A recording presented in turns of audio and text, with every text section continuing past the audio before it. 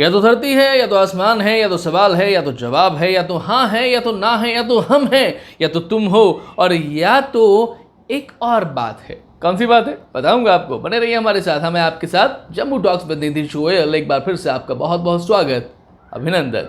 दोस्तों, अच्छी बात और सच्ची बात, जी हाँ, बहुत सारी जगह रिलेशंस में भी ऐसा होता है ना कि अब आपकी पत्नी बहुत अच्छी है, लेकिन आपके लिए कितनी सच्ची है और नहीं ये आप जानते हैं। आपका पति बहुत अच्छा है, लेकिन आपके लिए कितना सच्चा है और नहीं ये आप जानते हैं। ठीक वैसे ही बहुत सारी बातें जो है ना वो अच्छी हो सकती हैं, अच्छी लगती भी हैं, लेकिन वो कितनी सच्ची भी हैं ये तो ज़रा देखना पड़ेगा ना। अब एक्चुअली क्या, एक ऐसी बड़ी अच्छी सी बात पिछले कुछ समय के एक डरे हुए मुसलमान नसरुद्दीन शाह साहब, जी हाँ नसरुद्दीन शाह, वही सरफरोश वाले, उन्होंने कौन सा गाना था उसमें कि होश वालों को खबर क्या ज़िंदगी क्या चीज़ है, उन्होंने एक बात कही है।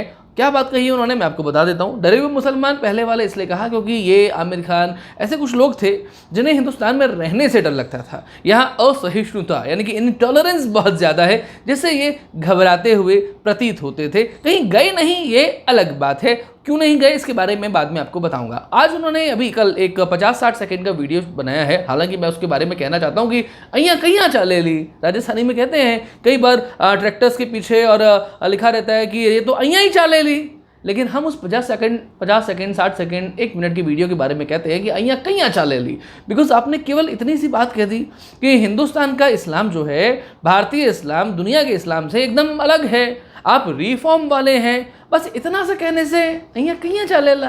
हाँ, थोड़ा सा डिटेल में बताना पड़ेगा, और डिटेल में क्यों बताना पड़ेगा ये मैं आपको अब बताता हूँ। सुनिए, पॉइंट दर पॉइंट, यानी कि बिंदुवार। पहला, ये जो इस्लाम है उसके कितने प्रकार हैं।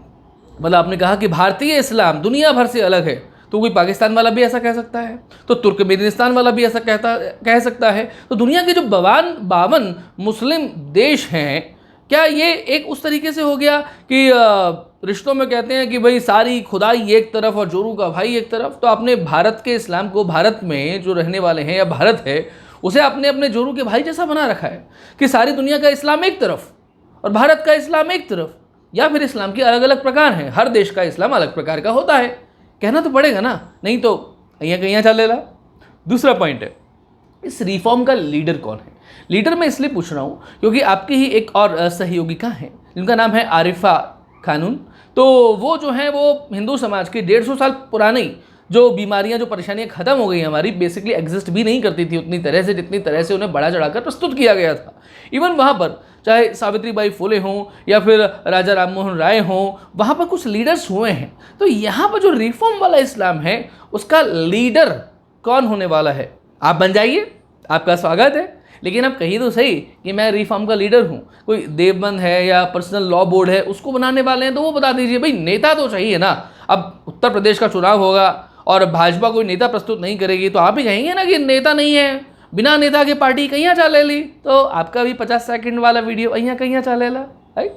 तीसरा, ये समझ लीजिए कि कुरान के अनुसार गुड मुस्लिम और बैड मुस्लिम बहुत स्पष्ट रूप से बताया गया है। आप तो मुसलमान हैं, इस्लाम को जानने वाले हैं, बेहतर जानते हैं, तो ये अब नहीं चलेगा, ये आपको कहना पड़ेगा। हम तो आपकी बात की वकालत कर रहे हैं, आप रिफॉर्म के लीडर बने, आपकी वकालत हम करते हैं, लेकिन ये आपको कहना पड़ेगा। बिकॉज बैड मुस्लिम कौन होते हैं, जैसे कि आप इसलिए क्योंकि आज के ज़माने में कैमरे के आगे जो काम करता है, म्यूज़िक के क्षेत्र में जो काम करता है, जो औरतों और आदमियों को बराबर इनहेरिटेंस की बात करता है, जो मुस्लिम औरतें अगर बुर्का नहीं पहनती हैं तो उनको सपोर्ट देने की बात करता है, जो ड्रिंक्स भी करता है, जो होमोसेक्सुअल, वैसे गलत बात है लेकिन ये भी है, तो ये सब तो बैड मुस्लिम है। तो हिंदुस्तान में कितने बैड मुस्लिम हैं आपके अकॉर्डिंग, कुरान के अकॉर्डिंग, आपके जैसे आपको बताना पड़ेगा।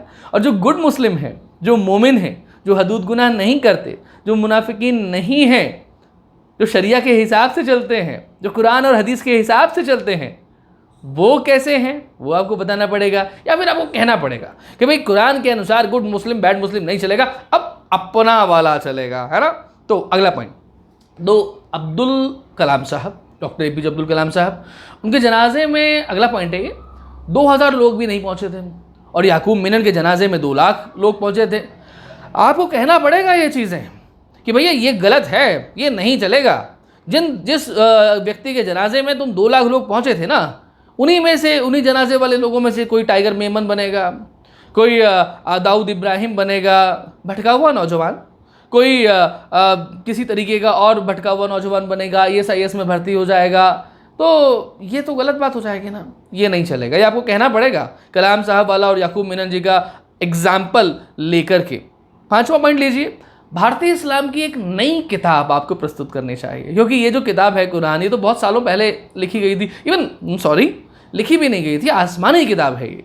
तो आसमानी किताब है ये, तो अब जैसे कि सनातन धर्मशास्त्रों में नई नई पुस्तकें आती रहती हैं लगातार, कितनी सारी श्रुतियाँ हैं, कितनी सारी स्मृतियाँ हैं, यहाँ तो उपनिषद पुराण कितने सारे हैं, सब कुछ अभी भी नया नया हर व्यक्ति अपना प्रस्तुत कर सकता है, बिकता भी है, लोग खरीदते भी हैं, पढ़ते भी हैं। आप भी कुछ नया प्रस्तुत कीजिए ना भाई। आसमानी किताब अपनी जगह है, लेकिन मैं अपनी एक नई प्रस्तुत कर रहा हूँ। उसकी प्रस्तावना देवबंद से लिखवाइए, मुस्लिम पर्सनल लॉ बोर्ड से लिखवाइए, अगर वो रिफॉर्म लीडर के रूप में आपको मान्यता देते हैं या खुद रिफॉर्म लीडर बनते हैं, या किसी और अच्छे से लिखवाइए। लेकिन एक किताब तो नहीं लानी पड़ेगी ना। अच्छा लिख सकते हैं आप, अच्छा बोल सकते हैं आप, आपकी इमेज भी है, सरफरोश वाले हैं आप, नहीं।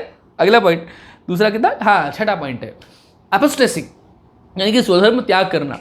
अब कोई इस्लाम से एपोस्टेसी करता है तो उसे मार दिया जाता है, आप अच्छे से जानते हैं। और अगर हिंदू धर्म में कोई एपोस्टेसी करता है तो आप उसका क्या करते हैं, ये भी आप अच्छे से जानते हैं। कितना डिवोशन होता है, कितना प्रमोशन होता है, कितनी भक्ति होती है, भारत रत्न दे दिया जाता है। भारत रत्न किसको दिया गया था? ऐसे में गूगल करके हमारे दर्शकों को देखना पड़ेगा भाई, थोड़ी मेहनत तो आप लोग भी कर लीजिए ना, ये भी आपको बोलना पड़ेगा, वरना कहीं चलेला। अगला पॉइंट, 7th पॉइंट पे आ गया हूँ मैं, मॉब लिंचिंग, यानी कि हिंदू मॉब भीड़ किसी मुसलमान को मार देती है तो आप बड़े अच्छे तरीके से कहते ही हैं ना।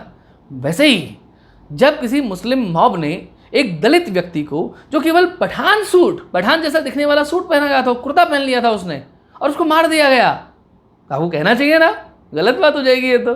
अगर कोई मुस्लिम मॉब किसी हिंदू आदमी को, चाहे वो अंकित हो, ध्रुव त्यागी हो, कोई भी लोग हो, उनको मारती है तो आपको कहना पड़ेगा ना, बोलना पड़ेगा, वरना वही बात कहीं चलेला, है ना।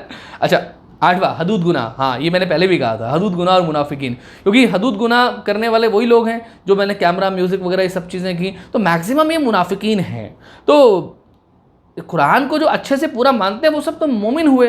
तो तालिबान में जो ये सब कर रहे हैं, कुरान और शरिया के हिसाब से कर रहे हैं, तो वो सब मोमिन हैं। और भारत में रिफॉर्म वाला इस्लाम जो ये नहीं करते हैं, तो भारत में सब मुनाफिकीन हैं। तो याकूब मेनन के जनाजे वाले सारे मुनाफिकीन थे और कलाम साहब के जनाजे वाले सारे मोमिन थे। आप मोमिन हैं या मुनाफिकीन हैं, ये भी दृढ़ता के साथ में कहिए ना। डर किसको लगता है? मैं, अलग बात है कि आपको डर लगता है, भारत में किससे डर लगता है वो अलग बात है, लेकिन कहिएगा कि ये हदूद गुनाह और मुनाफिकीन वाली बात जो है, ये कंसेप्ट ही खत्म करो। हम नया कंसेप्ट ला रहे हैं, लाइक दीन इलाही टाइप का, अकबर वाला। तो आपके लिए भी फिर कोई फिल्म में कहा जाएगा कि अजीम व जान शहनशाह नसरुद्दीन शाह, नहीं। चलिए अगला पॉइंट लेते हैं कि एक आपने जो कहा कि भाई ये मजहबी वहशीपन जो है वो सदियों से चला आ रहा है, अब नहीं चलेगा। और सियासी मजहब की बात भी आपने की, तो थोड़ा कहिए ना डिटेल में, ये सियासी मजहब कहाँ कहाँ पर है। भारत का इस्लाम तो अलग हो गया, तो दुनिया का जो इस्लाम है वो कहाँ कहाँ पर सियासी मजहब के रूप में है। थोड़ी स्पष्टता लाइए, आधे घंटे का 1 घंटे का वीडियो बनाइए, वहाँ बताइए, वरना कहीं चलेला। अगला एक और पॉइंट ले लीजिए भाई, ये जो कहते हैं ना कि हम भी यहाँ के हैं, तुम भी यहाँ के हो, हम कहीं और के थोड़ी हैं, तुम्हारा जितना हक है हमारा भी उतना हक है। वो शायर कह गए थे ना कि हिंदुस्तान किसी के बाप का थोड़ी है, किराए की ज़मीन थोड़ी है। तो ये जो थोड़ी है वाली बात है, उसको समझाइए कि 1946 में जिस तरीके से धोखाधड़ी की थी कि पाकिस्तान को बनाने के लिए मुस्लिम लीग के लिए उत्तर प्रदेश में, बिहार में, बंगाल में जितने वोट दिए गए थे, लेकिन वो सब लोग पाकिस्तान तो गए नहीं। अब वोट मुसलमानी मुल्क यानी कि पाकिस्तान बनाने के लिए दिए गए, लेकिन आप पाकिस्तान गए ही नहीं, तो ये तो गलत बात हो गई, ये तो हिपोक्रेसी हो गई, ये तो दोगलापन हो गया, ये तो गद्दारी हो गई, ये तो धोखाधड़ी हो गई। ये तो वही वाली बात हो गई जो आरिफा खानून ने कही कि भाई हमें अपनी स्ट्रेटेजी चेंज करनी चाहिए, अपनी आइडियोलॉजी चेंज नहीं करनी चाहिए। So what you are doing? Ideology change कर रहे हैं, दृढ़ता दिखा रहे हैं, या स्ट्रेटेजी बदल रहे हैं? थोड़ी स्पष्टता लाइए, वरना कहिए चलेला, राइट। अगला पॉइंट और लीजिए, देवबंद को खत्म करना चाहिए, बंद कर देना चाहिए। देवबंद जानते हैं ना, उत्तर प्रदेश में, उसे बंद करना चाहिए। क्योंकि आपको तो पता ही होगा कि तालिबान के जो फाउंडर हैं, एक तरीके से उसके जो मुखिया हैं, वो देवबंद की ये ब्रांच दारुल उलूम के पढ़े लिखे हैं, वहाँ के छात्र हैं। यानी कि तालिबान जो मुख्य रूप से देवबंदी हो गए। तो देवबंद को खत्म करने वाली बात अगर आपने कह दी ना, I am telling you, I am salute यार, मैं आपको सल्यूट करता हूँ उस बात पे, अगर आपने ये कह दिया तो। लेकिन कहना तो पड़ेगा। अब 50 सेकंड की वीडियो में बात नहीं चलेगी ना कि ट्विटर में भी 2 मिनट 20 सेकंड मिलता है। आपने तो 50 सेकंड 60 सेकंड बस इतना 1 मिनट का वीडियो बनाया। थोड़ा बड़ा बनाइए, आप बढ़िया बोल सकते हैं, आपको लोग सुनेंगे।